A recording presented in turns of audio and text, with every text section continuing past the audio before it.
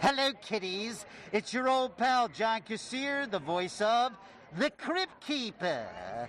And you're listening to The Bottom Shelf.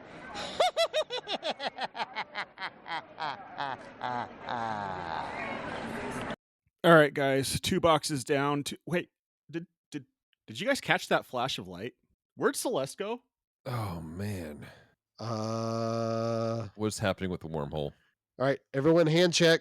Where'd my wife wait, go? Bam, you don't need. Okay, when you say hand check, you can put the tentacles down a little bit. but they don't count as appendages. They're not hands. You said hands. Oh, okay. Sorry. You cephalopod. All right, You're safe well- from the llamas with hats. Well, you know what? Weird things keep happening. Like for real. In my bedroom, my bed turned into a baked potato. So that's a thing. Was it at least cooked all the way through? It was delicious. Oh, warm and fluffy. It was and fully loaded. Oh, Anyway, maybe if we just keep going, Celeste might reappear. maybe. We'll see what happens. I got a box. Let me open the box. Open it up. Oh, why are we watching this movie? I'm very confused. What movie? It's called The Batman. Why are we watching this movie? It's not the movie you need. It's the one you deserve. What did I do? Prepare yourself to discover a world of terrible movies. See, we will breast with...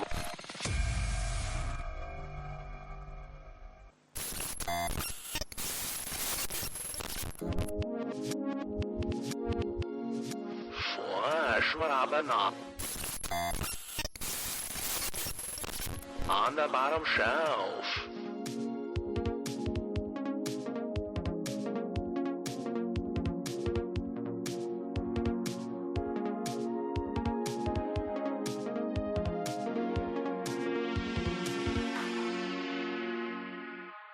Hello, movie lovers and movie haters. Welcome to The Bottom Shelf, a part of the Geek Devotions Podcast Network, a podcast network of devoted geeks who are devoted to letting people know that they are loved, they're cared for. If you don't listen past this moment, know this. We love you, we care about you. There's a plan and purpose for your life. And if you doubt it, Branson can hug you with all 8 of his arms. I've got them to spare. Those are tentacles, not arms. Oh, that's fair. All right, ladies and gentlemen, welcome to The Bottom Shelf. We typically review terrible movies, but we're stuck in a time warp, and we're not dancing through it. We're just kind of falling. Let's do the time warp again. Oh, time warp. Darn, I did say the wrong thing. Anyways, by the way, ladies and gentlemen, so we're watching good movies because...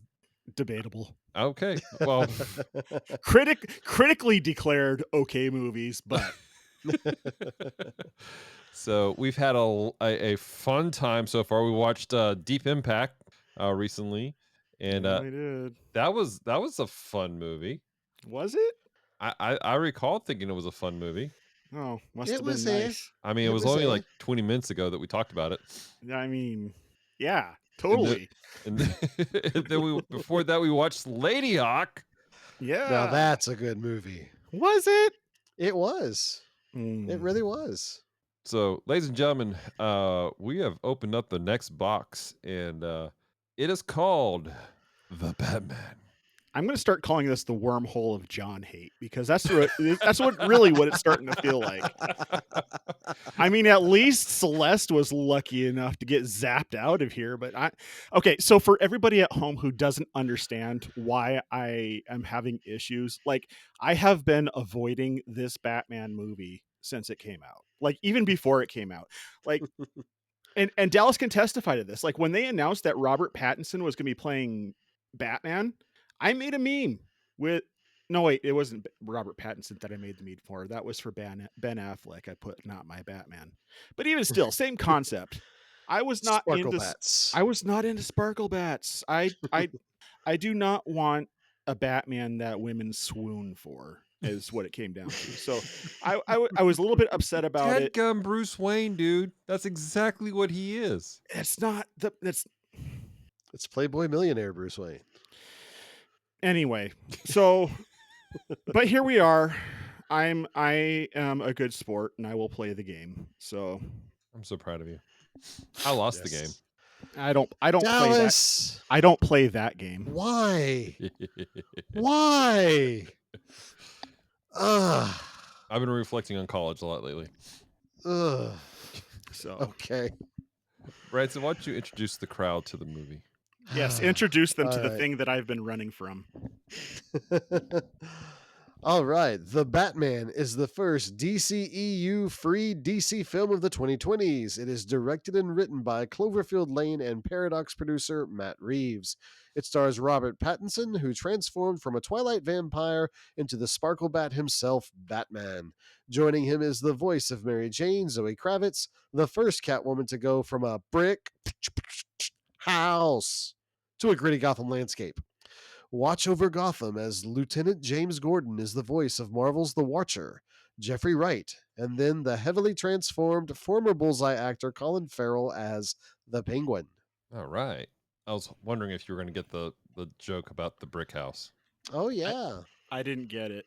She was the voice of Catwoman in Batman Lego. I wouldn't know. I didn't see that one. It's okay. All right, All let me right. read the back of the box. All right. All right, back of the box says this: a killer targets Gotham's elites, sending the Batman on an investigation. As evidence mounts, he must forge new relationships, unmask the culprit, and bring justice amid corruption. I gotta say, modern boxes kind of suck with their epic Yeah, descriptions. I'm like, that is one sentence. Here's the thing, like you're tapping, you're kind of you're tapping on a hot button for me. Movies do less and less to try to impress their audiences with how they advertise themselves. Mm, Uh, the biggest tragedy, I think, has been movie posters. mm. They They're don't all coming out the same now. they don't make them like they used to. They used to have like outright paintings for movie posters. Yeah. Like It the was last truly a work of art. the last good one that I saw, and it was intentionally a throwback, but it was for a horror film that came out in the 2010s called The Drownsman, and it looks like a 1980s horror. The box art for it looks like a 1980s horror film movie poster, and it made me wish that they still did box art and movie posters like they used to, because they don't. It used to be like pun. Like, I'm not intending this pun, but you can take it if you want to. But there used to be an art to movie art. Mm. Yeah. Yeah, I'll No, give it. I that. totally get it. I keep thinking about the original artwork for the Star Wars poster. It looked like a Frank. Conan, Yeah. Mm-hmm. Yeah. I mean, that kind of stuff. It was like, it's stuff that looks like people spent time on. And now, even bad movies like Beastmaster, was Yeah. Beastmaster bad? I didn't Yes. enjoy it. It I wasn't haven't great. seen it in a long time. I haven't seen it in a very long time. Coming soon to an episode near you. But I digress. I got some trivia for this, being as we're coming up on my segment here. Speaking of Colin Farrell as the Penguin, he went to Starbucks to try out his prosthetics and makeup for the Penguin when he had them on for the first time, and nobody recognized him, and he got a lot of stares from people because he looked a bit weird. Yeah. Nobody recognized him in the movie. I Like, guess I knew it was Colin Farrell when I watched the thing. I've seen this before, but when I first saw it, I knew it was Colin Farrell, Right. and I still didn't recognize him. He's legitimately a talented actor, and when you add in the prosthetics, like it's a completely different person altogether. Apparently, Yeah. this little bit of trivia was a big thing because this is the first time I've literally sparked a conversation with trivia pieces. Robert Pattinson, when he was auditioning for the role, he actually took a selfie in the bat suit as a memento, just in case it didn't work out. I respect that. This is actually the first version of Batman to address the black eye makeup underneath the cowl directly. In previous films, the makeup just disappeared when Bruce took his mask off. Matt Reeves stated that he loved the idea of taking off the mask, and underneath there was just sweating and dripping down of the makeup and whatnot, sort of looking like That's Alice cool. Cooper. Yeah. And he also stated that his version of the Riddler was partially inspired by the infamous Zodiac killer, which was a unidentified serial killer who operated in Northern California in the 60s, who also used ciphers in his infamous letters to the police, which made Matt Reeves call him a real life Riddler. Yeah. In the film, the Riddler begins his video saying, "This is the Riddler speaking." And the Zodiac began his letter saying, "This is the Zodiac speaking." The Zodiac also murdered his victims while wearing a leather suit and a mask and glasses over his mask, just like the Riddler wears in this one. And then finally, Matt Reeves stated that Colin Farrell's version of the Penguin takes inspiration from the character Fredo Corleone from The Godfather, in relation to that both characters are underestimated by others but have huge potential. So that's Yeah. something to check out for me to watch for when I watch this movie. Yeah. Definitely. That I am being forced to watch to be free from this wormhole. But that seems like a good segue to get into our expectations. Yeah, let's do it. Indeed. Who wants to start? Bam. All right. Expectations. Like I said, I actually saw this in theaters when it came out. So I've seen it before. Um, I remember enjoying it. I remember there's a lot about it that I had fun with. So I'm expecting to be entertained. Uh, I enjoy superhero movies, and from what I remember, I liked the angle this one took on Batman. So I'm looking forward to it. Dallas. I'm looking forward to this as a whole. I'm a Batman fan, and I remember going to the theater and watching this and thoroughly enjoying it. So I'm looking forward to watching it again. I can tell you, I am not looking forward to this. I have been actively avoiding this movie, but circumstances have worked against me, which is fine. I can play. But I am a good sport and I'll sit through it and I will give it a fair shot because that's what this show is about. Is taking movies that we otherwise wouldn't watch and giving it a fair shot. Or maybe we would. But it's the fair shot that's important is what I'm trying to say. My hope, John, for you going into this today is this speaking of giving a fair shot, that you give it as fair of a shot as you did with the Battlefield Earth. Yes. Because over the years, you and I have had multiple conversations about this movie and your absolute disdain of the idea of this film. Oh, 100%. I will be the first person who will openly admit that Yeah. I am 100% unreasonable when it comes to this movie. Right. So I'm hoping that the ideal of it doesn't override the experience of watching it for you. Oh, you know me, dude. Mhm. I can turn off my biases to watch a movie. That's how I ended up enjoying Battlefield Earth, and some other movies that everybody wondered what movie I was watching. But I can only speak from where I'm at with it. So, Yep. Anybody else got anything else they want to say before we go into the movie theater? Please, anybody? I'm excited, and I need popcorn, and I need taco, and Taco machines. Okay, you guys saw that picture I sent you, yeah? yes. All right. Do you still have it? We should probably post that to something. We'll try to find it and post it up to Instagram later. The dream is reality, everybody. I don't suppose we got any community feedback on this one, did we? Nope. We did not get anything back on this one. Woo! 3 cheers for organization. All right, let's go ahead and head into the theater. Here we go. Dear listeners, this is your opportunity to escape. Our crew has just entered into the media projection chamber. What horrors and madness that they consume are unknown. Their mental state upon their return is unknown. You have been warned. I'm confused. I thought we were supposed to be watching The Batman. This Yeah. movie's called Vengeance. Oh, Branson. Branson, you're the Bransonist. Hey, somebody's got to be. Might as well be me. True story. Right.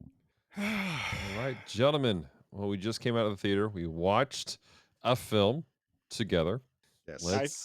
I feel like we just watched 17 films together. Well, let's. Both in length and number of different movies I could pop off that I literally feel like I just watched.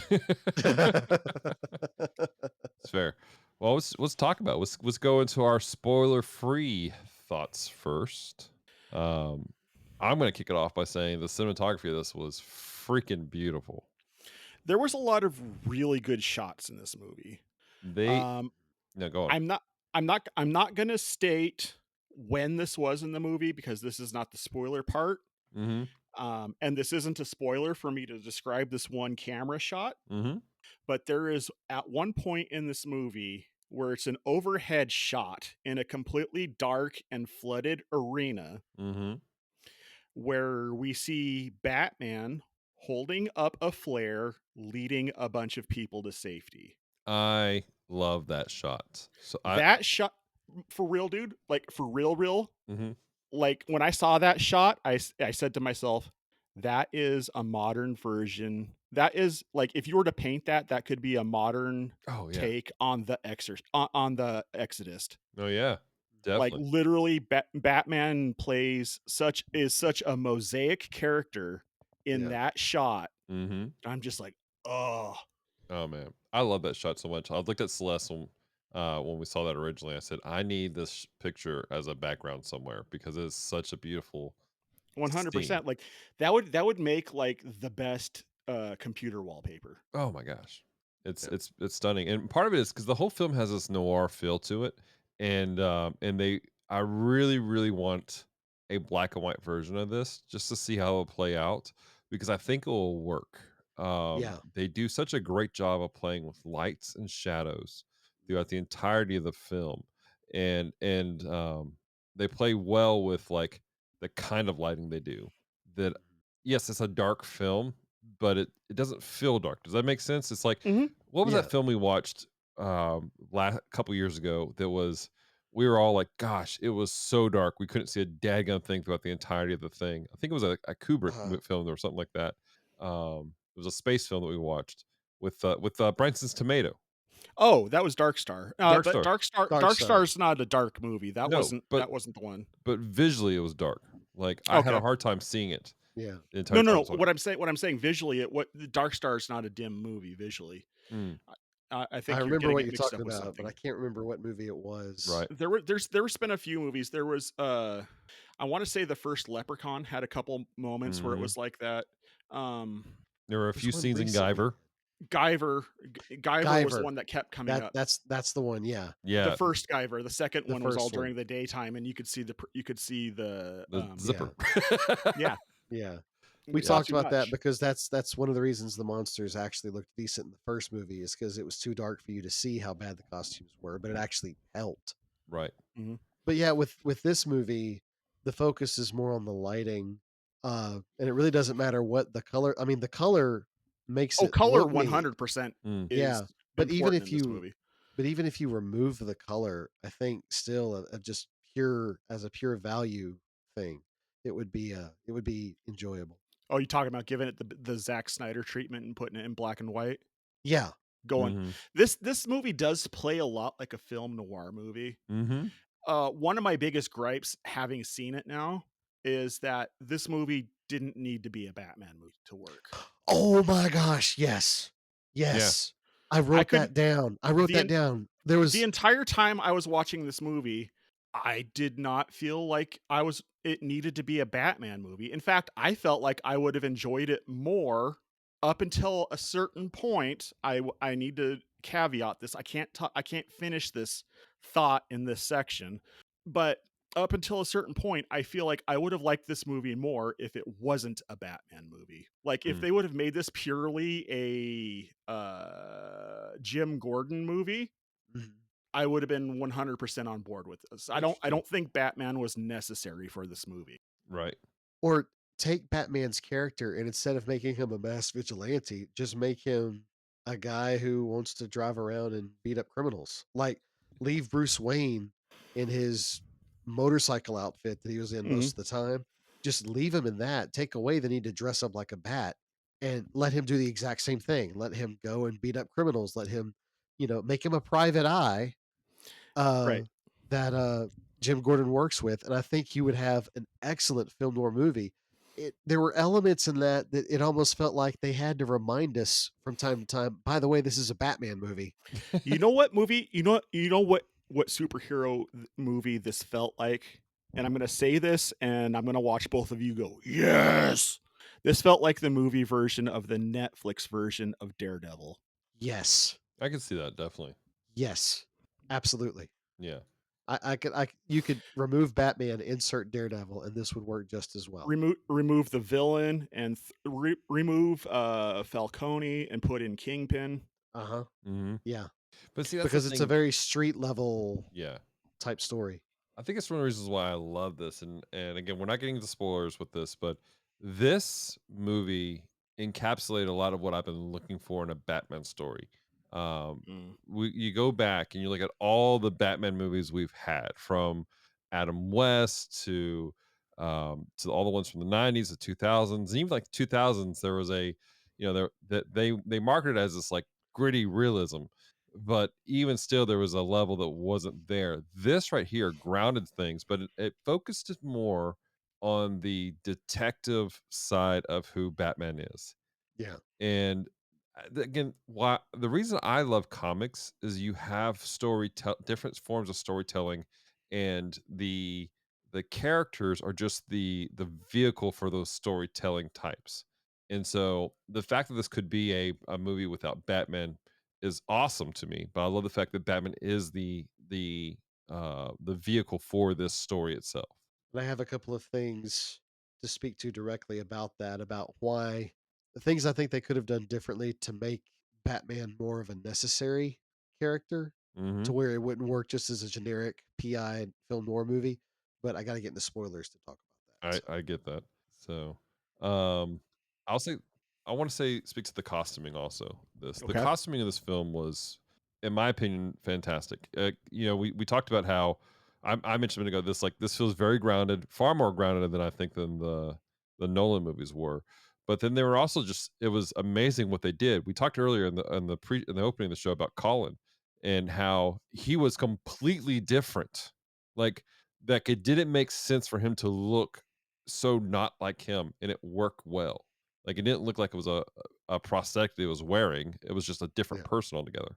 And Catwoman seemed the least Catwoman of all the But no, Catwomans. speaking of Catwoman's costume, I was telling Celeste, like I appreciate the fact that her costume is, she is obviously very attractive, very sexy looking, but she's not slutty looking. She's just very sultry, Right. Right. and I appreciate that they kept like it's a PG-13 film, which again, some people have issues with the fact that why did they go for R? They didn't have to, They didn't need and to. And Catwoman. Batman is kind of a youth-based property. It's Hmm. dark, but I mean, it's just like you're going to cut out the majority of your audience if you go for a hard R. Right. Yeah.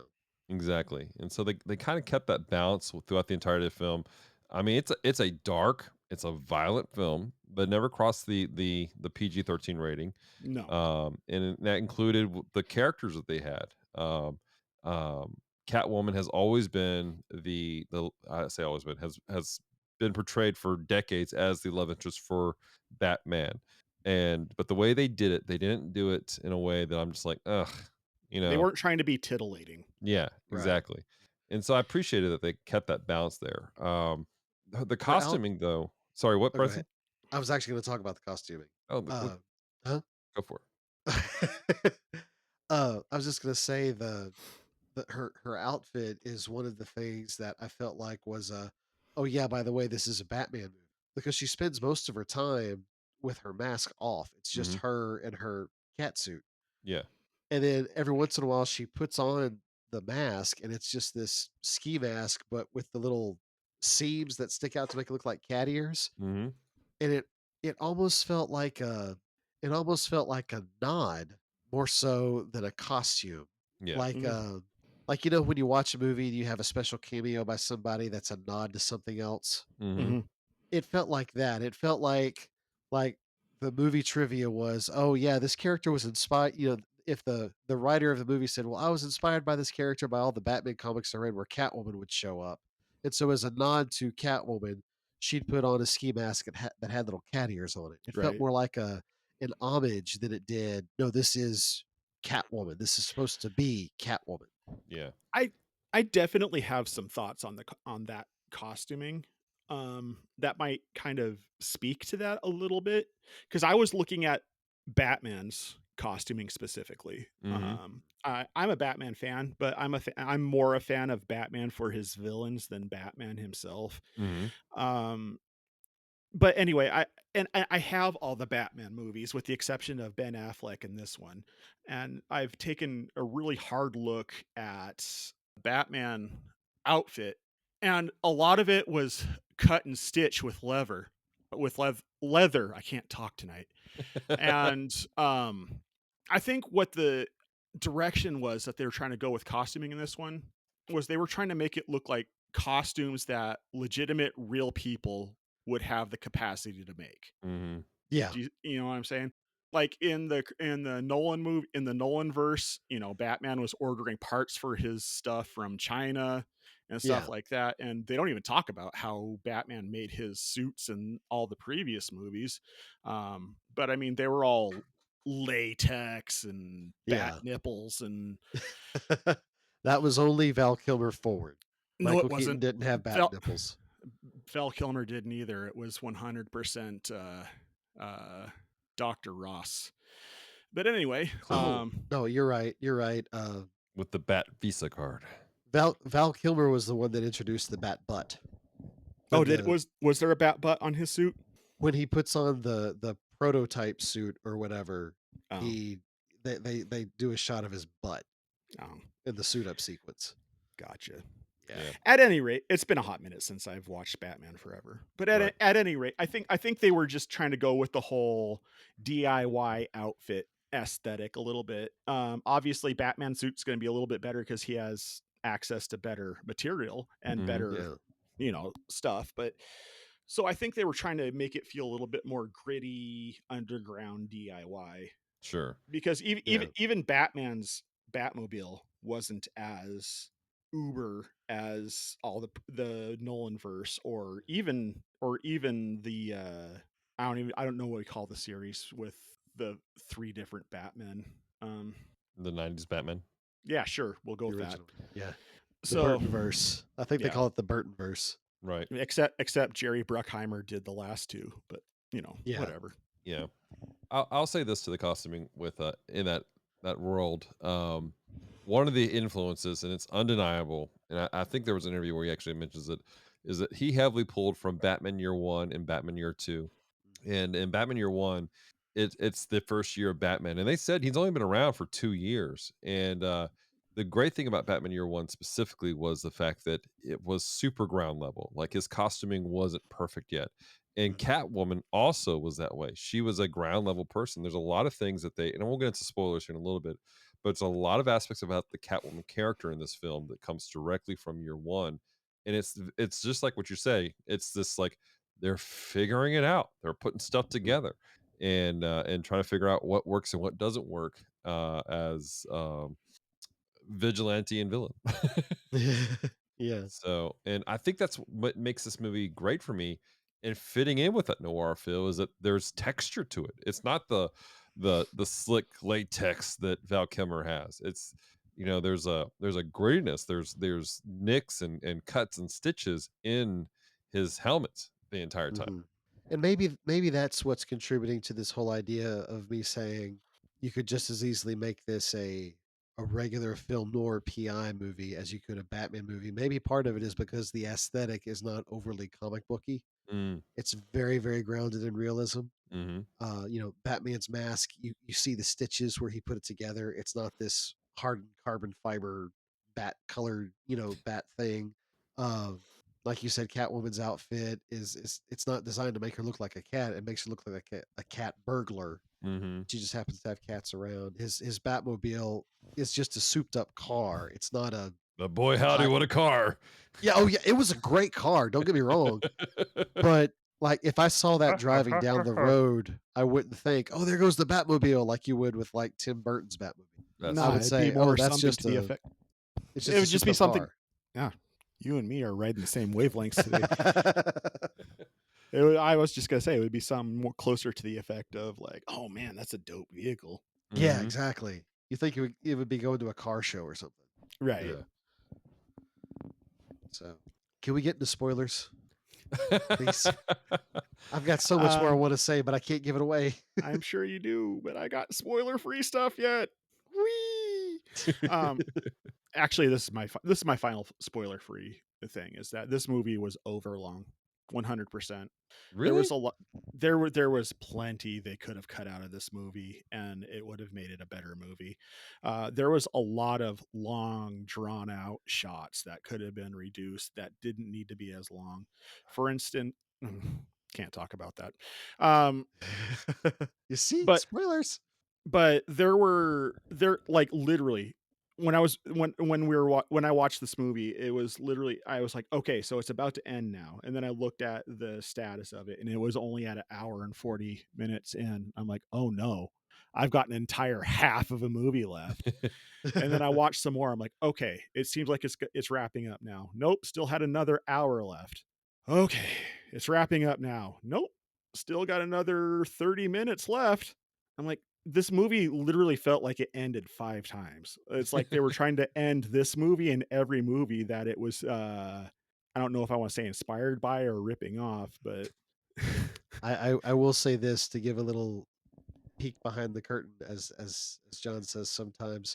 When I watch this movie for the show, this is the first movie in my entire time on the bottom shelf where I actually had to pause it and pick it up the next day. Like, because I wanted to watch it enough to where I could pay attention to it, but it was getting late and I was falling asleep. it's a Mhm. 3-hour movie. Yeah, Yeah, it's a That- long movie. I'm not going to This debate that. this movie is not Lord of the Rings. It can't justify a runtime that long. I don't know about that. I think for the There were some genre that it is as a noir movie, and also I didn't find problem with the pacing. I like yes, there are moments where the story arc was coming to a low. Like it was like okay, we're gonna wrap it up, but then it ramped back up. But to me, that went ramped back up. It re-engaged me really well. I didn't want it, dude. It felt like it was wrapping up. It felt good, and it's just like, okay, we're gonna do it again. It's sort of like when you're running a fun run, like like a 5K or something, and then they're just like, nope, you guys still got to go a little bit longer. And it's just like, ugh. I did Bro, think I did think the well, that's spoilers. Right. There was one point I'll say there was one point in the movie where I did feel like, okay, you've made your point. Come on, let's wrap this up. Let Batman do his thing, and let's just keep going. This is honestly, over with now. when it gets like this, more often than not, it's just whoever was writing the movie couldn't edit themselves. They had a lot of ideas they wanted to cram in, and that's not to say that any of these ideas were bad ideas, but they had so many ideas that they wanted to cram in that it caused the movie to bloat out a little bit. And honestly, I think if they could have taken half the ideas they crammed into this movie and fleshed out the remaining ideas, and it would have been great. And they would have had enough ideas to make a second movie that would have been great if they would have fleshed out the ideas they would have taken out of it.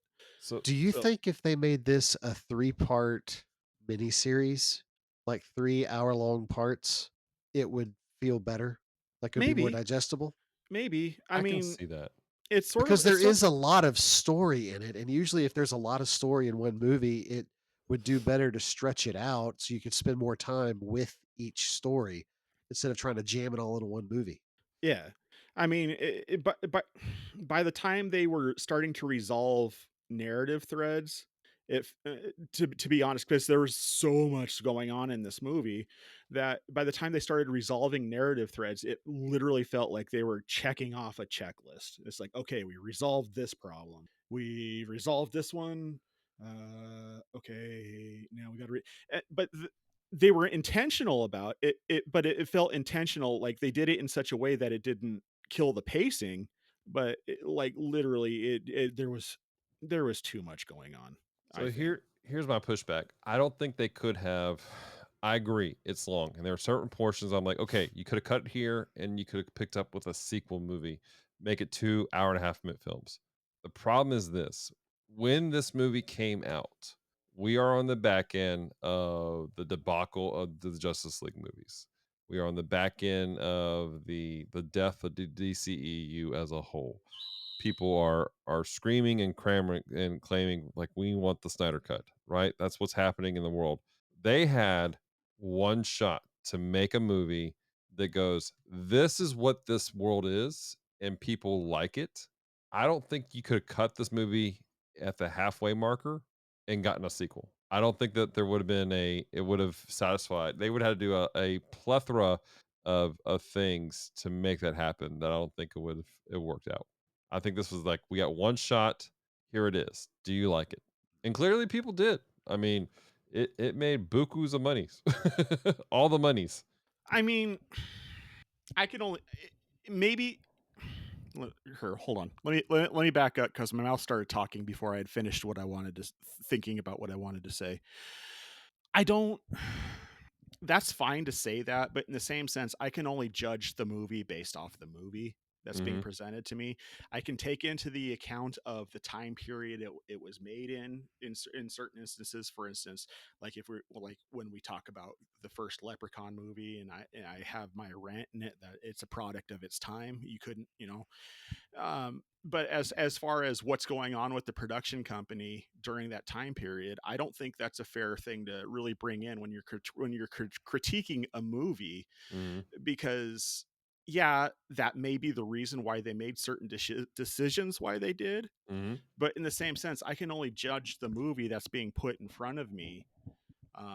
And so yeah, that may have been their reasoning, but it's going to have an effect on the viewer watching the movie Mhm. regardless. And from my perspective, I was ready for this movie to be done a couple times. Like by the time I was done with the movie, I just felt tired. Like emotionally and physically, I was just Mhm. tired. I'm sitting here thinking about, because John, you mentioned earlier Lord of the Rings, Hmm. and I've got the extended editions of both trilogies, I and do too. I thoroughly enjoy sitting down and watching them, and I will sit down, start Fellowship of the Ring, and go all the way to Moria. I'll burn a day watching all three back to back. But I'm trying to think of why I'm willing to do that, and I think at least in part it is because I saw the theatrical release Hmm. and knew there was more and wanted to see what was missing behind it. So Like what you're if I'm understanding you right, then Bam, what you're suggesting is that maybe they should have done the theatric cut and then had a extended cut. Yeah, I think that might have done it. So that you have a version for casual moviegoers who, they're just going to see the next Batman film. But then you've got the director's cut that for the real fans of the film that want to kind of sink their teeth into it. Because I'm reflecting back and thinking back on the movie and knowing that it is a long movie. Now, when I watched it for the show, I started too late at night. That was my own decision. But knowing it's a long movie, if I want to watch it, I sit down prepared to see it in its entirety. But Hmm. I do that with Lord of the Rings too. I sit down knowing this is going to be an investment of time. Right. If I want to enjoy this for its the full experience, I need to plan to not have interruptions and things. So maybe, yeah, maybe this would benefit from having a theatrical cut just to say, here's the movie, and then have a director's cut, and the director's cut be what we watched. I think I can speak. I think I can. This episode is going to go down in history. We're at 46 minutes and we haven't even gotten past the non spoilers. But I think that I think that I can answer your question as far as what's the difference between sitting down to watch the extended cuts of Lord of the Rings and this, and ultimately is that Lord of the Rings isn't nonstop dark or nonstop gritty or That's whatever. fair. Yeah. There are moments of bright and levity, and you go to Rivendell and you go to. Do you see what I'm saying? Like Yeah. Whereas And normally you get moments like that in the Bruce Wayne scenes because he has to pretend to be a playboy. But there because of the are no Bruce Wayne scenes in this movie. Yeah, that's what I was going to say. Because it's early in his career, he hasn't adopted a persona for Bruce Wayne. So even when he's Bruce Wayne, he's Batman all the time. So there Well, isn't a break. I'll tell you I what, could see that. being as I broke taboo, let me do this and we can continue this conversation. Ladies and gentlemen, the spoiler section. I just felt the tension in my shoulders relax. All right, let's get into this. I'm ready. No Bruce Wayne scenes in this movie. And None. well, let me rephrase that. There are a couple when it's just between him and Alfred, which again, Andy Serkis, wow. Yes. But even in those Bruce Wayne scenes, that's not my Bruce Wayne. Yeah. Well, I understand why they played that the way they did, though, because this is supposed to be Batman in his early years. This is Batman who doesn't really care about the Wayne fortune, doesn't really care about the Wayne name. All he cares about is, as it has been said over and over and over and over and over again in this movie, all he cares about is vengeance. Vengeance, But vengeance, vengeance. to be fair, couldn't you say that that's how Batman Begins started out too, though? No, because he still had his Bruce Wayne persona because that got him into parties where he could get information. This Batman isn't trying. No. I'm talking about how Batman Begins began, because he was originally like, I'm gonna go kill. It wasn't Falcone. It was the other Joe Batman. Chill. No, the other Batman, mafia guy. He met him down in Hell's Kitchen in the restaurant. Morelli? Yeah, Maroni. Maroni. That was it. Yeah. Yeah. Because there's two different mafia guys, and I always get them mixed up. There's Falcone and Maroni, Oh. and yeah, And macaroni. And cheese. But like I said, I could see that though because he's still focused on his mission, and he hasn't quite figured out how to use Bruce Wayne as a tool for that mission. Even the scene, John, that you're referencing, he hasn't become Batman yet. He's Bruce Wayne with a pistol. That's all he is. He goes off, becomes Batman, and comes back. And in that movie verse, he comes back with focus and intention, and he knows how he can use the Bruce Wayne persona to achieve his mission. In this version of Batman, he's not focused. He's brand new. The way Robert Pattinson played him, he looked like he could potentially be like fresh out of college age. right. Like this is a mid-20s Bruce Wayne. He hasn't developed the Bruce Wayne persona, hasn't learned how to use it to his advantage. All he cares about is the mission. That's why Alfred talks about there's a board meeting that you weren't present for. You need to start showing up to these things. I get it. I don't know. I have so many mixed thoughts about this movie. Like There is. Go ahead. there's things that I liked about this movie, and there's things. No, I guess you could say that about any movie. There's things I liked, and there's things I didn't like. But this, and I kind of alluded to this in the spoiler-free section, but this is not This is not the Batman movie I come to. This didn't feel like it needed to be a Batman movie for the most part until they blew out the flood walls around the city. Once they did that, then I was like, okay, now this feels like a Batman movie because you're flooding an entire city, which is okay, that needs a superhero. Everybody's trapped inside a stadium which is going to be destroyed by the minions of the Riddler. Okay, I understand why that needs a superhero. It was at that point where I was like, okay, this is why Batman this feels like Batman's necessary. But I mean, you could have really prior to that. I actually think I have a solution for that, though. I think I know what they could have done that would have made this cemented as a Batman movie and not just a film noir movie with a guy that dresses up in a costume. One of the things that one of the premises that they kind of hinted at and promised at the beginning of the movie but never actually delivered on. Do you remember the scene where he's giving his opening monologue and there's a thug who robs a convenience store and he runs out and he looks into the shadow of the tunnel, Mm-hmm. and and Batman's talking about how they don't know if I'm there or not because I could be everywhere. Right. And there's this attitude of Batman could literally be behind every corner. I think if they dropped the I'm young, I'm fresh, I don't know what I'm doing yet, and just went into no, this is a Batman who has established himself and played that more. Like don't take out the scene, but rework the scene where he goes to visit the Penguin by knocking on the front door of a nightclub in his bat suit. Have Mhm. him sneak in and just appear in Penguin's office.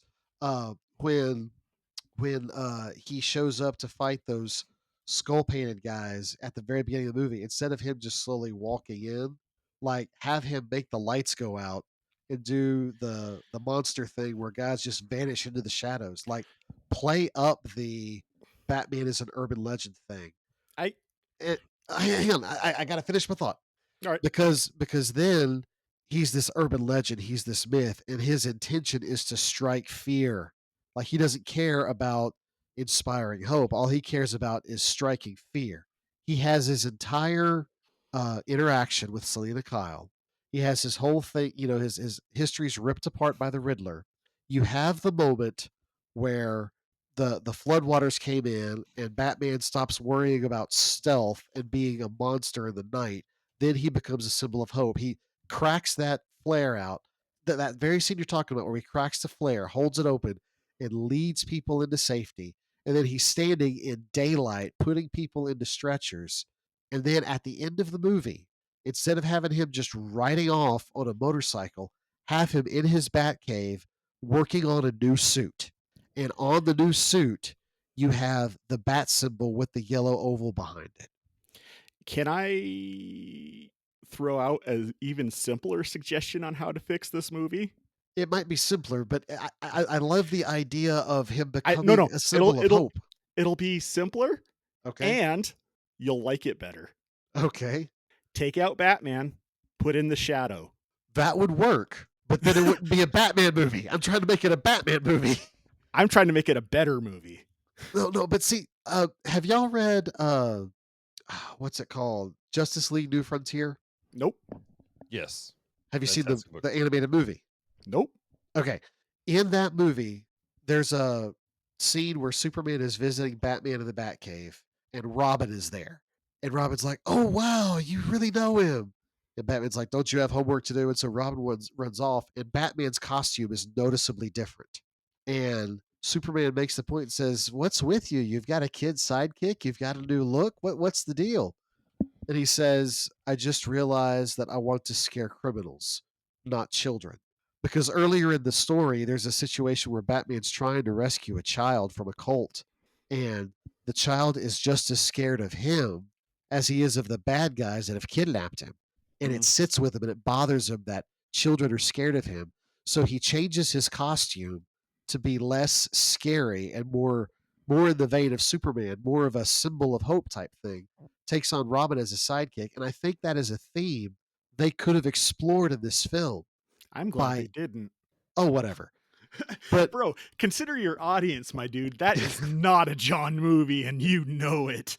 I know, but I still like that idea because I don't like Batman with a Robin, dude. I do not like Batman with a Robin. Don't have Robin then, but have a story that shows him transitioning from the Dark Knight Avenger to the symbol of hope for Gotham. You can even work in don't introduce the bat signal until the very end because it becomes a symbol of hope. It is a symbol now. That's an entire theme they could have explored. How old were you, Bam, when you realized that you were addicted to hope? 3, maybe? I don't know. When was I first introduced to Superman and Spider-Man? Worst things to be addicted to, man. I know. It's just, you literally had said hope at least 5 times in your response. The symbol is for my planet. It means hope. I don't know. For me, different audiences, I guess. I don't know. Yeah. Like for me, I prefer the dark and gritty. I do. I just don't prefer my dark and gritty for 3 hours straight without any break of levity or sense of anything but dark and grit. You know what I mean? Yeah. So Yeah, I get that. And there and again, I think that's one of those things where instead of sending Selena Kyle into the club as a what's the word I'm looking for? Plant. Not a plant, huh? Plant. It is a plant. Okay, I thought that was the wrong word. Instead of sending Selena Kyle in there, then that would have been a useful place for Bruce Wayne's Playboy persona to come in, and then you can have him like laughing and making jokes and getting information as he talks, and that would. But see, even that, it's this underground club where people are there that aren't supposed to be there, and it, you know, I don't know. I like. You could have been Joe Matches if he did that, though. that's true. But see, even then, Joe Matches is a you could play it in a comical way. He could have been like, "Hey, Joe Matches here. Anyone want to do a game of dice?" It could have had an ability to bring in that levity, but instead, because it's Selena Kyle and Selena Kyle has this whole issue with her dad and her mom, it kept it in the dark, so to speak. You've been kind of quiet, Dallas. Don't you got anything? This was your movie, my dude. I mean, you guys have been talking at it. There was no place for me to jump in. It's like playing hopscotch with the Flash here. Uh, I mean, Bam was too busy trying to fix a movie that he liked, which was just confusing me. well, okay, hot take. I fell asleep during the Lord of the Rings, and I don't like those movies. I think they're boring. You hurt my Uh, feelings, Dallas. And I can handle this being a longer movie than I can the Lord of the Rings. The only time I'm really up for watching Lord of the Rings is when my wife is like, "Hey, can we watch Lord of the Rings?" Yeah, sure, I'll watch it with my wife.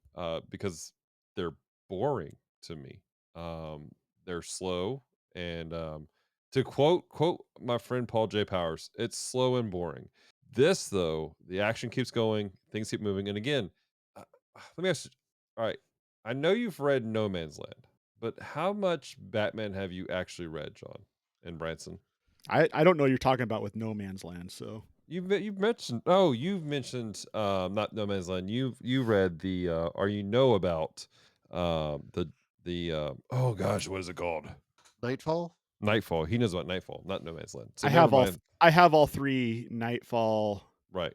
I've read the novelization of No Man's Land. I've not read the comics. Right. So besides that, John and Branson, how much Batman have you guys How much have comics? I read? Comics. How many comics have I read, or how much of the narrative do I know? I feel like read would be a better way of consuming it, but narrative works too. I know quite a bit about the narrative. As far as what I've actually read, it's pretty much limited to the Nightfall series. My cousin has a lot of Golden Age and Silver Age stuff, and I've poked through that quite a bit. Um, Have you as, read Year but One or Long Halloween by any chance? I was just about to get there. As far as specific series, though, like if you're going to talk about multi-book arcs, then you're looking pretty much at Nightfall, because I don't like the majority of the superheroes on DC, so I stay away from crossover stuff or Justice League. Sure. I've read Nightfall. I've read Year One. I've read Long Halloween. I've read. Now, when you say Nightfall, are you talking about all three arcs of Nightfall, or just Yes. Okay. Yes.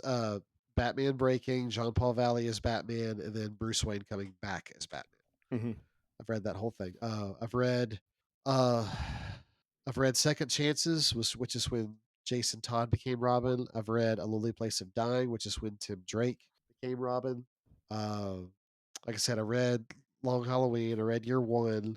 I read Robin Year One. What was the one that happened right before the Long Halloween? Was that Year One? No. Year One's separate. It's the well, I mean, you could. I mean, it is there, but you're thinking Dark Victory probably. I've read Dark Victory. Well, Dark Victory actually comes after Long Halloween. Okay, then it comes after. I knew there was one besides Long Halloween. I've read Dark Victory. When New 52 came out, I followed the series there for a little bit. I read The Court of Owls. That's a beautiful series. I enjoyed that one. That was one of the few things. Well, no, actually, there was a lot about the New 52. So yeah, I've read quite a bit of Batman comics. Right. So here's the deal. The Long Halloween, Dark Victory, Year One, those are um, those are how do I put those? How do I put this? I feel like you guys are viewing this through the lens of the stereotype of superhero movies and what the stereotype what Batman is, which is often looked through the lens of Val Kilmer and Freeze and all those type of things. Whereas when I viewed this film, I'm viewing it through the lens of The Long Halloween, year one, where it's not Batman goes in and gets all bashy and you know beats up does the superhero thing. He has been a ground level hero for decades, um, but the ground hero stories don't make movies, whereas this was the ground hero that Batman has always been, but he's not been put out. So I feel like that's part of the disconnect that maybe you're having. You're like, oh, Well, he here's didn't the become a superhero until the very end. No, because he's not necessarily a superhero. He's a well vigilante. that was the point I was trying to make earlier Mm. was if you're gonna have him become the superhero at the end, then do it on purpose. I think they You know, did. The whole point at the front end of it was, remember, the opening words was, "I am the shadows." He was the uh, myth, the legend. People were scared because in the first 2 years, in the first couple years of the Batman lore, he is the shadow. He is the thing in the dark, and people didn't know where he would come out of, which is why there was fear all the time. But at the end, he then goes from why the shadow, he becomes the light, leading people out of darkness. okay, I get that. And that was the premise I thought they were going with, and I was excited because I would love to see that. Hmm. But then he casually waltzes into the middle of a gang fight, and they're not scared of him. They think he's funny. When he goes to confront Oswald Cobblepot, he knocks on the front door of the club. Hmm. He doesn't sneak in. He knocks on the front door of the club.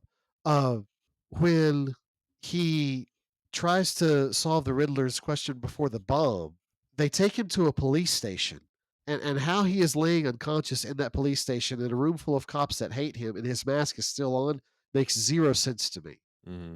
And then See by that, the end so by what's the end of the movie, like for a Batman who has built this persona of but they're he's so afraid new. they'll see me in the shadows, There's he still spent a lot of time not sneaking around. right, but he does.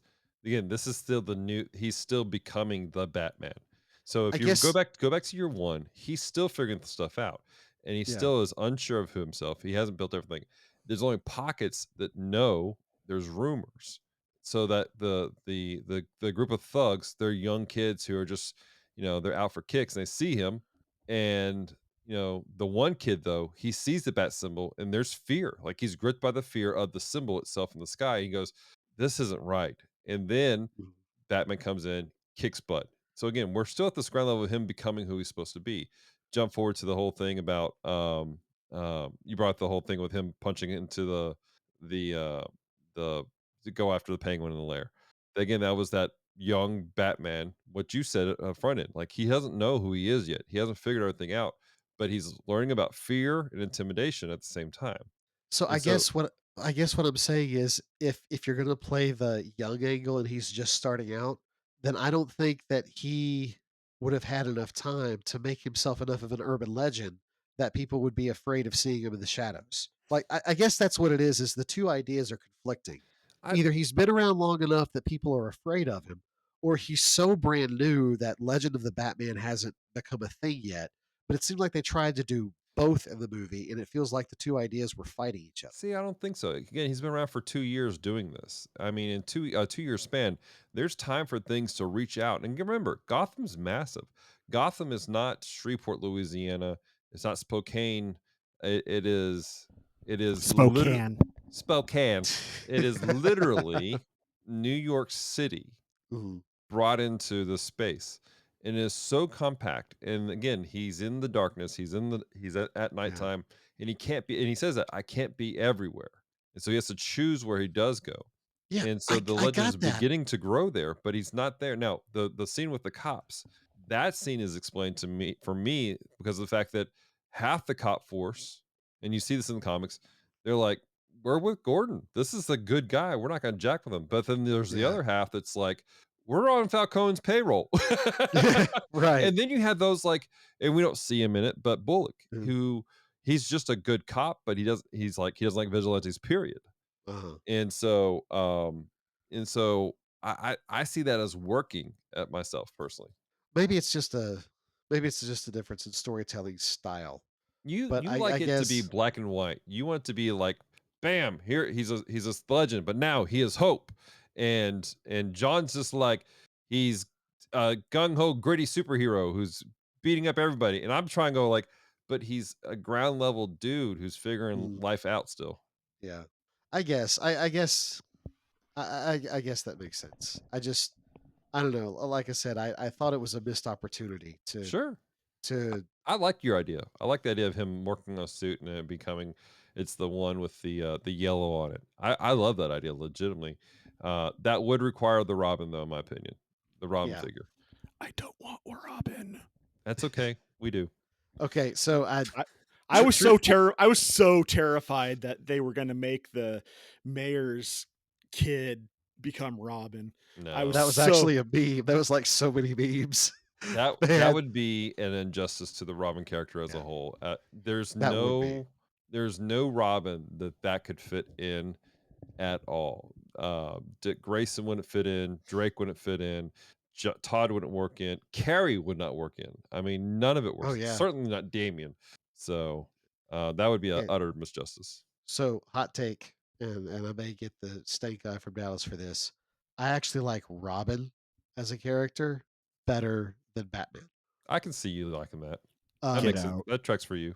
I I mean, it does. actually I You have a collection of all of the issues, not Now, when the you say issues. Robin, or do you mean Nightwing? he probably Robin. means Robin. Like specifically Ooh. Robin, because each Robin has his own flair, his own Oh man. story that I find interesting, and Yeah. I find it he's a legacy character without being a legacy character. Mm-hmm. Like every character becomes Robin, and that's their introduction into the superhero world, and then they eventually grow out of the role and become their own person. But Robin Mm-hmm. is the way they step in, and that is an idea I find interesting. The only person that stopped being Robin, that I hated that they stopped being Robin because they never really became anything else, was Tim Drake.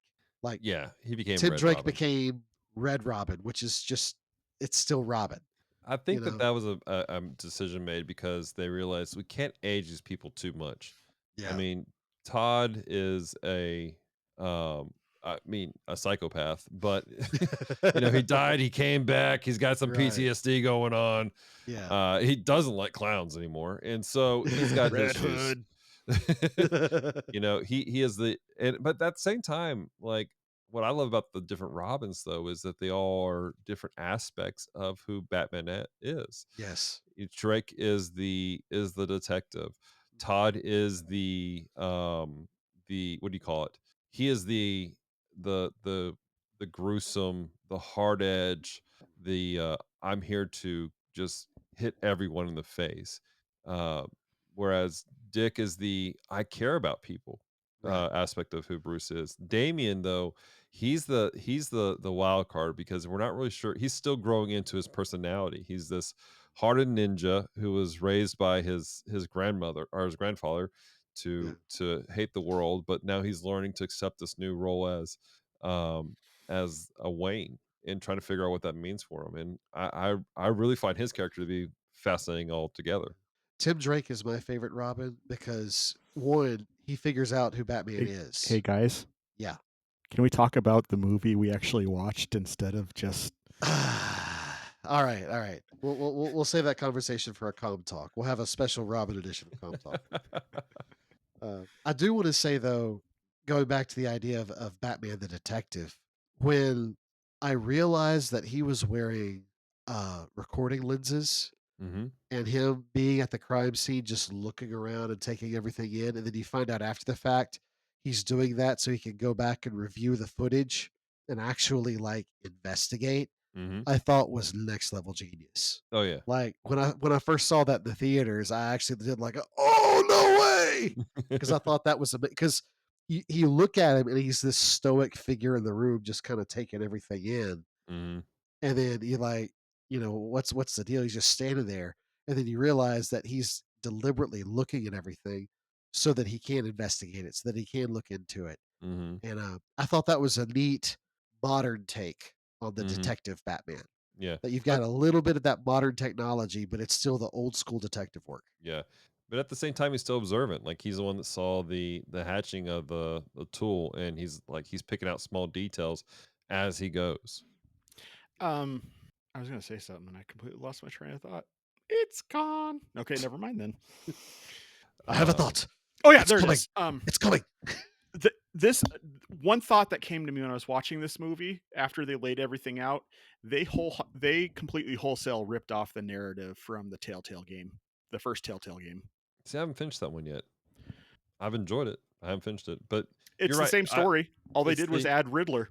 Yeah, adding in the Falcone connection there. You're right. I forgot about that. But It's again, the that's the exact same, there's a lot of things it's to the pull in. exact same story. There's a lot of stuff that they're pulling in. I mean, the whole thing with Selena and the girl Annie, which was her name was Angel in the comic. It's the same thing. The Oh, connection there with was a comic for this. well, in year one, it was you meet Selena, and Mm. there's a young girl that she works with named Angel, and there's this kind of like care in the comics. It plays out more of a big sister type situation, caring for her, and she ends up getting hurt in Mm. that also. And then there's also the connection with Falcone, which you see play out in year one, not year one. I'm sorry, in the Long Halloween, where she actually goes off to investigate that in a separate book called something Rome. I forgot what it was called. Wait, now doesn't Falcone become the Black Mask though? That's his son, isn't it? It was supposed to be Falcone, I thought. I'm gonna Google it because I don't remember. The Black Mask is one of the Italian families, but I thought it was the son of one of the monsters.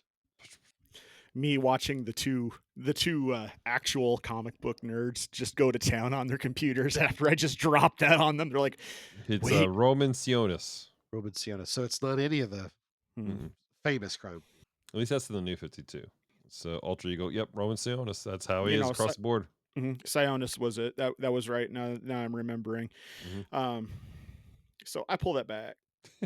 I was like, I mean, because again, the thing about what I love, this is part of the reason why I love this so much is this wasn't he's finding the Penguin. It's not. Well, yes, he's fighting the Riddler, but it's not the Riddler yet. He's not fighting the Joker. Yeah. He's fighting Falcone. He's on the back end of dealing with Maroni. This is a street level detective. He's dealing with thugs and the mob and stuff like that.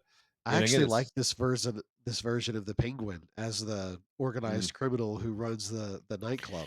That's my favorite version of the Penguin. I'll tell you this much: I enjoy this Penguin so much more than Danny DeVito's Penguin. oh sure, Yeah.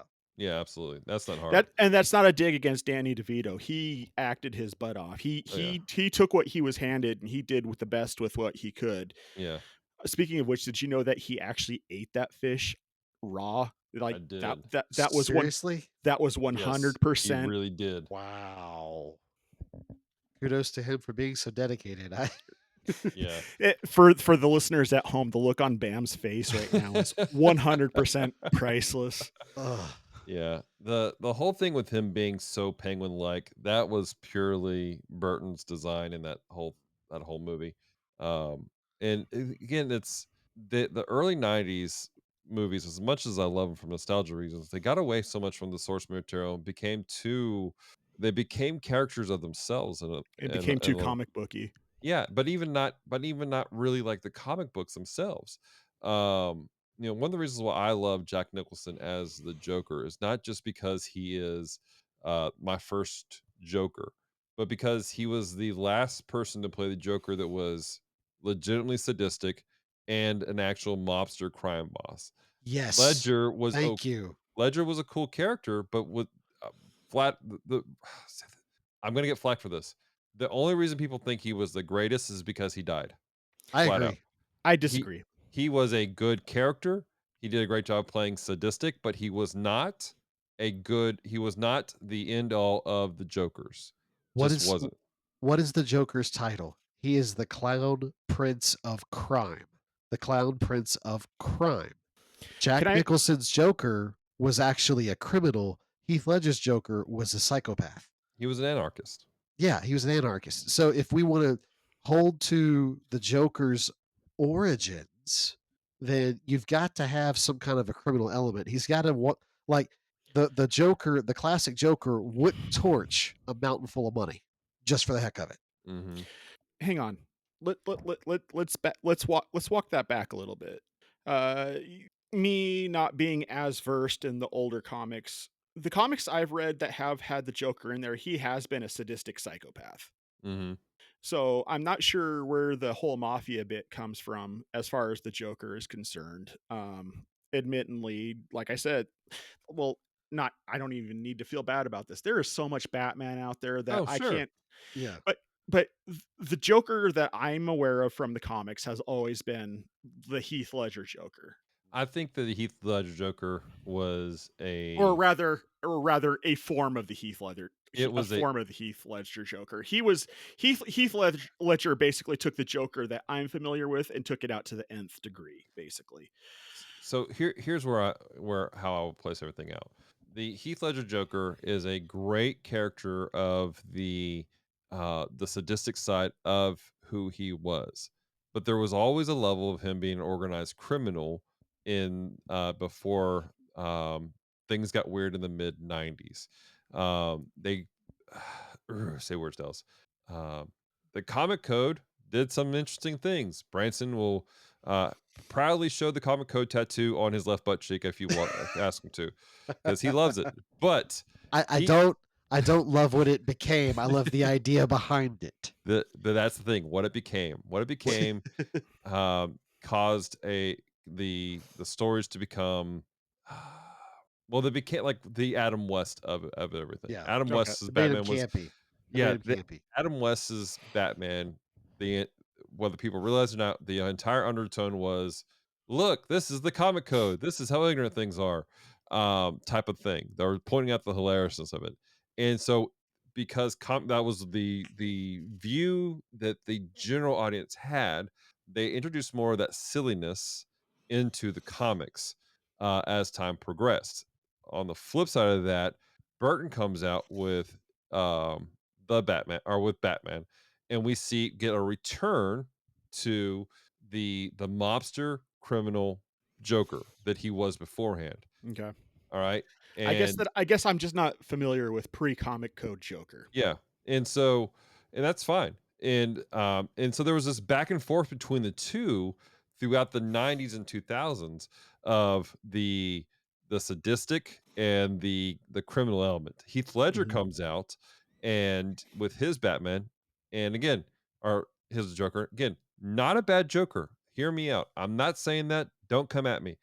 But he's not the best Joker because he's not as well rounded um as I'm Nicholson. Now, I love you, Joaquin Dallas, Phoenix, but I'm gonna Joker, say send him to the moon. who? The was it Joaquin Phoenix? No, what's his name? Oh, the lead singer of 30 Seconds to Mars. What was that man's name? I can't remember his name because he was so bad. The guy that was the Joaquin- Joker in Joker. Joaquin Phoenix was the Joker in Joker. He's talking about the guy that was in Jared Leto. That's who Jared it was. yeah, Leto. Suicide Okay. Squad. Joaquin Phoenix's Joker was actually pretty interesting, especially the way they played that with him being where we weren't sure if he was ever sane or not, where that was all a dream. But Jared Leto's Joker was absolute just dog water and needs to be thrown away. I never saw it. The never Joker bothered. or Jared Leto? Yes. Okay. So, yeah, They're making a second Joker though. they are. And it's gonna be in black and white. And apparently it's going to be a musical. It has my attention. Here's the thing. I like my villains to be unhinged. And that's what drew me to Batman to begin with. I like my villains unhinged. I like them being unpredictable. I like my evil to be evil, please and thank you. Mhm. I don't, and this is something that me and a lot of other Christian content creators will often come to loggerheads over. It's just because I believe if you're gonna write evil, you shouldn't candy coat evil. Evil should be reprehensible when it's looked upon. So like when like there's a lot of people who object to some of the stuff that's like in the movie The Exorcist, and they're like, oh, they should have toned that down. I'm like, why? If it's a demon, they're not going to want to they're not going to want to tone it down.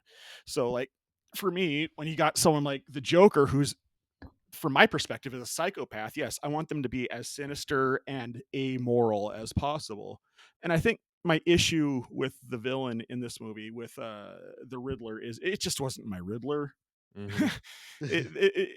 They shouldn't have called him the Riddler. If they wanted Batman versus the Zodiac Killer, they should have done that. And Yeah. Yeah. I mean, don't get me wrong, I enjoyed the character. It just wasn't the Riddler. I felt that too. Uh, that kind of played into the whole idea of they had to remind us every once in a while this was a Batman movie, and one of them was the Riddler, like the symbol of a question mark. They kept throwing it in there just to remind you, hey, this is the Riddler, by the way. That were it not for the question mark symbol and them calling him the Riddler, I wouldn't have recognized him as the Riddler. I would have, like you said, I would have thought it would be like just a generic serial killer, which the original Batman, especially Golden Age Batman, uh, pre Robin, would have fought a generic serial killer. That's something that Batman would have. That's a case Right. that Batman would have taken on. So yeah, Yeah. I thought he was cool. But I mean, our we all know about the new Batman movie that's coming soon, right? The Yes. Batman Noir. You, Batman Noir. Yes. You guys don't know about Batman Noir? This is news to me. Bro, you're in front of a computer, type it in. I need your reaction to this. I'm not seeing a Batman Noir movie. I see the comic. No, there's a movie coming. I keep seeing things about it. There's Batman 2 coming out. Was it Batman Noir? Maybe it was Spider-Man Noir now that I'm thinking about it. Spider-Man Noir is coming out. Spider-Man Okay. Noir is coming out. Yeah, My That I bad. knew about. Got me Retract my excited for statement. nothing. Get me Thanks for all playing with my excited. emotions. John's over here playing with my emotions. I appreciate that. So, yeah. Well, I think we've all landed in different places here with this movie. Yeah. Actually, to be perfectly honest, I have been going out of my way to hide my actual opinion about this Oh. movie. I have stated my thoughts, but I don't think either of you can really state how I feel about this movie. I have my suspicions, but now that you've said that, it's making me second guess everything. That's what I do. I am a DM. I am a DM 100% of the time. hmm Until I So- play my hand, you will never know what game I'm playing. Indeed. So I'll put this out there before we go into all that aspect of what we actually think. Just the influences of this film. There were a lot of great noir styled, caper styled movies that this movie pulled from. But for those of you who are like, hey, what should I read? You should read Batman Year One. You should read The Long Halloween, and you should read No Man's Land to understand some of the major things that were pulled for this movie. I would say also, if you want the costume influence, I think highly came from Batman the White Knight, which was a kind of alternate future where the Joker heals himself and he's no longer the Joker. And all of a sudden, people like him. He's a normal human being. He's running for mayor and he helps organize legitimizing vigilantes. And Batman's like, nope, I don't trust you. And it all goes to crap. Well, that does have my attention. I figured it would. I figured it would. And then No Man's Land was a huge story arc that took place where Gotham, all the bridges to Gotham were destroyed, and Gotham was literally portions were flooded, but it was an island, and the government, the country had to shut down the city, and it became a no man's land, and the gangs began to form factions, which is really what basically was happening at the end of this movie. And I kind of hope the second movie plays more with that. I actually read the novelization of it, and I didn't read the comics, but I read the novelization. It was really interesting. I think that would actually make a really neat video game.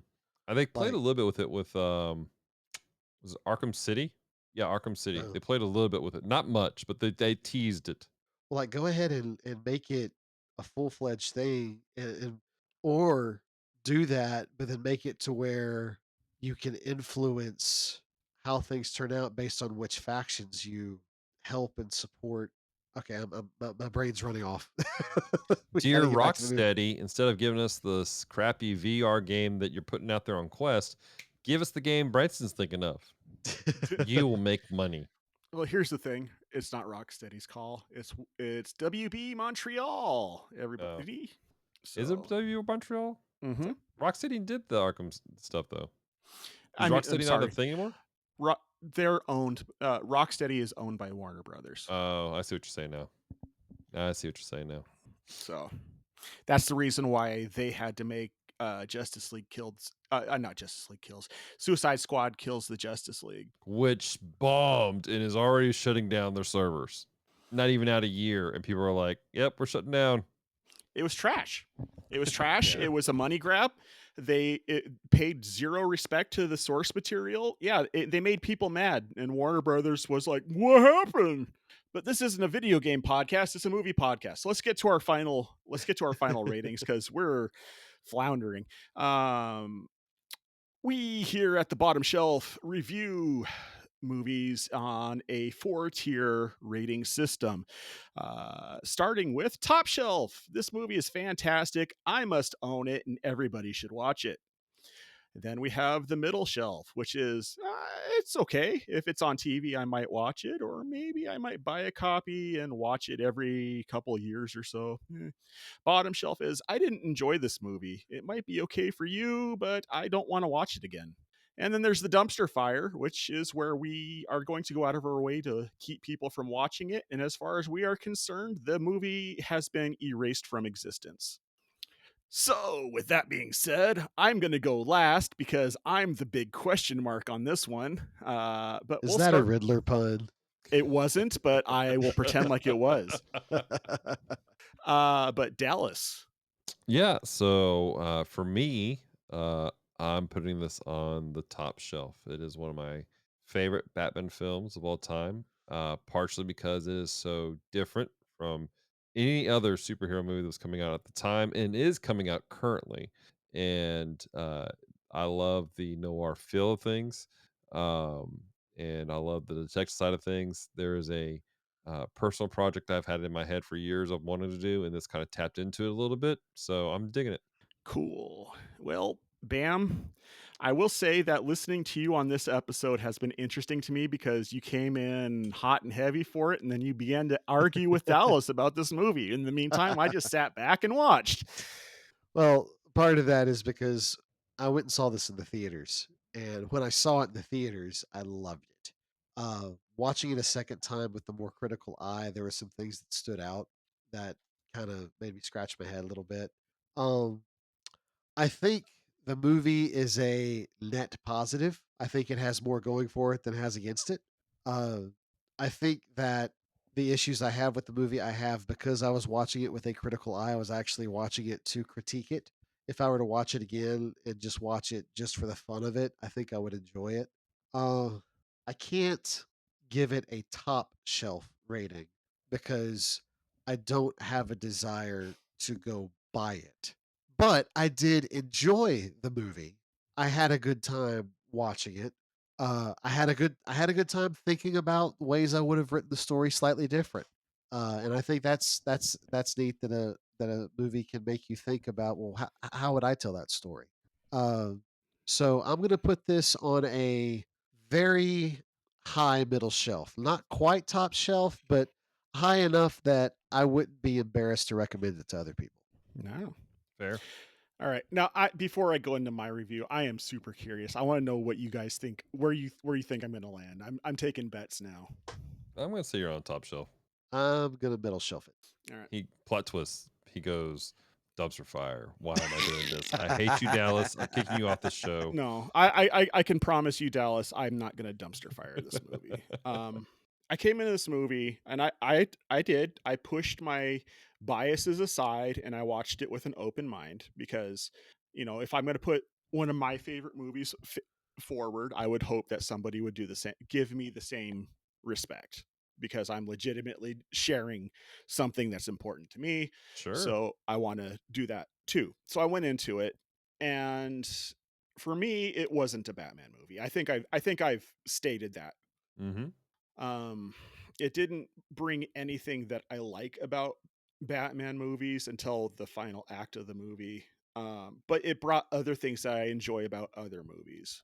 I saw a lot of other movies in this. At certain points, I felt like I was watching the movie Seven. Yep. At other points, I felt like I was watching the movie Zodiac. And if you haven't seen that movie, I highly recommend it, everybody. Especially if you like this movie, go see Zodiac. Um, oh, and if you're over 18, that movie's rated R. So, Yes, it is. let's see here. What else was there? I mean, there was a lot in here. It was over long, but there was a cast of characters, and everybody who was in this movie acted their butt off. Um, I honestly think I would have enjoyed this a lot more if this was a Shadow movie over it being a Batman movie. I think the setting would have made more sense, as well as the whole detective work. It would have made more sense to me. But I didn't hate this movie. There were times I legitimately found myself enjoying what was going on the screens.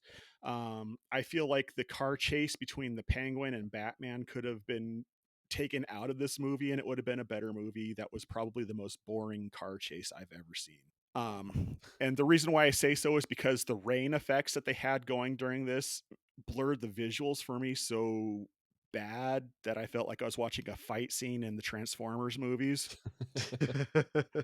You know what I mean? Yeah. So but with that being said, like I said, I didn't hate it, and I'm gonna end up watching it again because I honestly believe that my wife will like this movie more than I did, because my wife's super into TV shows like CSI and Criminal Minds, and let's face it, that's kind of what this movie is. So with that said, I'm gonna put it on the middle shelf. All right. So Bam won Cool. that one. Yay! I win. All right, so let's go ahead and move on to. Geez, we're at an hour and a half and we're still not done. Weak connections, everybody. This is a weak connection. Pastor Dallas, to you, the microphone is yours. Welcome to the Week Connections. This is a portion of the podcast where we take the film that we watch, good, bad, or not, and we bring something of value that is encouraging, inspiring to your soul. Point you to Jesus. Real quick, show of hands, who has a Week Connection? Branson's shaking his head. Sorry, John. I'm out this week. I literally watched this movie today. I didn't have. I watched it while I was at work. So, I mean, To that's those fair. at John's job, that did not affect his productivity in any way whatsoever. oh no, it didn't. My productivity was actually high today. So Really? There you go. Wow. when you're good at your job, you can do things like that. I mean, that's fair. That's fair. All right. So for me then, talking about this film. By the way, if you go to geekdevotions.com, we do have a devotion based off of this film that I did when it came out 2 years ago. But that's not what I'm doing. I'm actually talking about something different. He was talking about the entire time. He's talking about how he's vengeance and everything like that. And there's this whole thing with Selena where she discovers that Falcone's her dad, and she's angry about it, and she's ready to just, off him. And he's like, no, don't do that. You've paid too much for this already. But she's holding on to this bitterness, she's holding on to this anger, and it was driving her legitimately to homicide, to cross the line. And he said so over and over, goes, don't do this, you'll become just like him. And it's a really interesting uh scene that takes place because he's genuinely trying to protect her from crossing the line, to the point she's been a cat criminal, or cat burglar, right? She hasn't necessarily done anything terribly, she hasn't crossed that line into homicide. She hasn't committed a mortal sin. Yeah. So he's trying to protect her from going too far. But there's this bitterness, there's unforgiveness, there's this anger that is welled up inside of her. And now she's been pushed to the end, and she's ready to just to cross that line and do the very thing that the man she hates did to her, basically. And the Bible talks about vengeance is the Lord. And some people look at that and they kind of scratch their head like, what does that mean, that vengeance is Lord's? That means that God's going to take care of things. And really, there's a lot of people that have a lot of hurt. They've been through some stupid stuff, and it's not right. It's inappropriate. The things that have happened to you, they shouldn't have happened. And I can stand here for in that place of all the guys here on the show. We're sorry that it happened. That's inappropriate. But if you hold on to the bitterness and you don't let go, you don't forgive, what takes place is not the person who offended you getting hurt, but you're allowing yourself to be victimized by them over and over and over again. That's what happens when we don't forgive, when we don't let go. It doesn't letting go and forgiving doesn't mean that you're validating that person. It's not saying that, okay, it's no big deal what they did to you. Letting go means you're no longer going to allow yourself to be their victim. And honestly, again, they may never know. Your hard looks at them, your biting lip, that's not doing anything to them, it's just hurting you. And so, um, what Batman's doing in this thing, he's like, let me handle this appropriately. Let me bring justice. Now we all know how that ended. It didn't end very well. But God's not Batman. God's not Superman. He's not a man at all. God is divine, and God has ultimate justice. And whether it's in this life or when they stand before the throne room in judgment, God will bring righteous judgment somehow. And we have to put our trust and faith in that and let him bring the healing, let him take care of us. It's hard. It sucks. It genuinely is a terrible process to walk through, to let go of the pain. Um, I I have lived a life where I've been through some stupid stuff and I've seen things I wish I had never seen. And people have hurt me in ways that I don't care to think about on a regular basis. But I've had to let go and I've had to forgive them. One of the hardest things I ever had to do in my life was I had to genuinely call the person who hurt me in a very real way and tell them I forgive them. Like I had to. It was inside of me. I was like, I've got to let this go, and I had to tell them I forgive you of what you've done to me and to my family. And that was hard. But once I did that, there was a release. There was something that took place in my spirit that I was no longer a slave to it anymore. I was now free to live my life the way that I needed to be. And so I'm not asking you guys to do anything that I wouldn't do. And some of you you've been through horrific things far worse than what I could ever imagine, I'm sure. But holding on to the bitterness, holding on to that pain, like I said, that doesn't hurt them. It only hurts you. It is a chain that will weigh you down. And if you do not release it, it will taint every relationship going forward. It will be you will see life through the lens of that pain. You'll see life through the lens of that bitterness. And anytime a person says anything that is even the a fragrance of what has been happened before, you will instantly respond in a way that is too far. In a way that you're trying to protect yourself legitimately, but instead of protecting yourself, you're hurting yourself because you're keeping the opportunity for people to care about you from taking place. So that is my weak connection for you guys for this middle shelf film, The Batman. Amen. Amen. You guys want to add anything to it? I was actually having a conversation with my mom about revenge, Mm, and she was talking in her Bible study about that concept. And something they said in that Bible study I thought was really profound. They said, God says, vengeance is mine because justice is up to him. mm, Sometimes justice is Jesus. yeah. Sometimes the justice that he puts out on the sinner, the person who has wronged us, is Jesus dying on the cross for their sins. Mm-hmm. And that's humbling because I love to talk about when Jesus died for my sins, Mm, but to think about that Jesus died for the sins of the person who hurt me, yeah. and that blood that covers my sin covers that sin too. Mm, And if I'm going to sing God's praises about how he covered my sin, I need to recognize that he also covered that person's sin as well. yeah, definitely. That's a hard thing to realize that, he does that. I remember years ago, it was I was talking with an acquaintance, and we were talking about just the goodness of that, the God's graciousness. It's unbelievable that God would forgive us. I mean, it is a miracle that God forgives us. And I was talking with him. I said, the God's grace is so great that the we're all familiar with the funny mustache man who couldn't speak German very well, but he led a whole nation. Um, and he did atrocious, evil, despicable things that are unspeakable. To this date, nobody has done anything near as bad. And it's terrifying to think that people idolized him, and some do idolize him today. But in those final moments when he was by himself, bleeding out, if I'm not saying he did, but if he had a revelation of Christ in that moment and he genuinely repented because God is faithful and true, he would have forgiven that man, and we would see him in heaven. And that is stunning to think about. And my friend, they kind of freaked out on me because and what it boiled down to was if God could forgive that man, then God could forgive the person that abused them when they were younger. And they didn't want that. They couldn't handle the idea of seeing that person in heaven with them. And that is the shocking thing about God's grace, is that it's there, and He's okay with us struggling with that. But that's where we have to. God's grace covered us; it will cover everyone. Awkward silence. Don't worry, John will take care of that. Yep. No, he won't. He's gonna leave it in there. Oh man. All right. Well, I think we've covered everything, guys. All right. Well, Indeed. that being said, let's go ahead and exploit our position and advertise for a brief moment.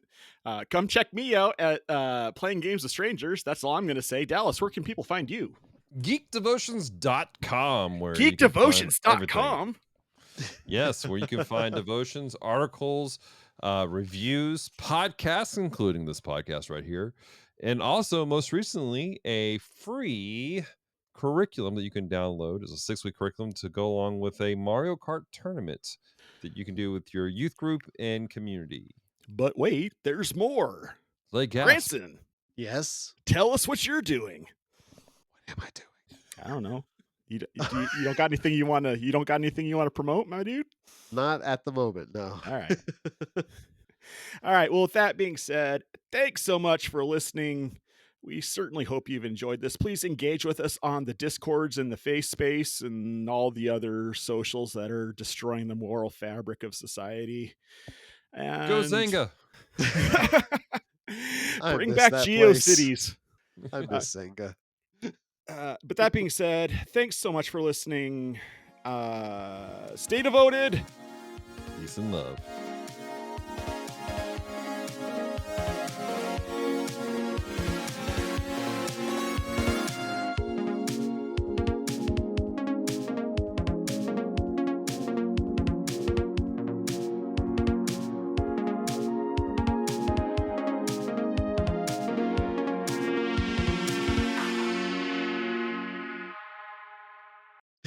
Copyright infringement. You just